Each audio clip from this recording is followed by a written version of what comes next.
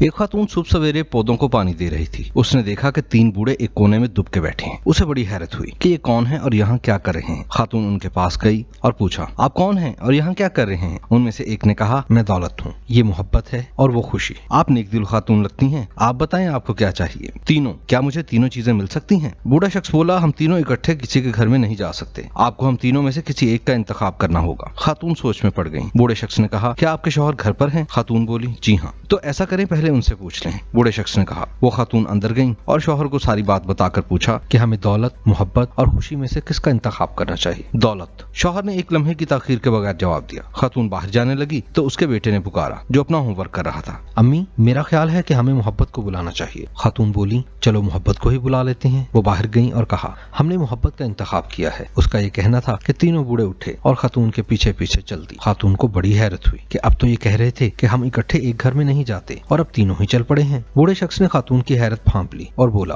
कि मैंने दुरुस्त कहा था कि हम तीनों इकट्ठे कहीं नहीं जाते। आप भी अगर मोहब्बत की बजाय दौलत या खुशी का इंतखाब करती तो हम में से एक ही आपके साथ जाता, लेकिन आपने आर्जी चीजों को छोड़कर हमेशा रहने वाली चीज का इंतखाब किया है। आपके साथ दौलत और खुशी लाज़िम मलज़ूम है। सच है कि मोहब्बत से बेहतर कोई दौलत नहीं, और मोहब्बत ना हो तो खुशी बेमानी लगती है।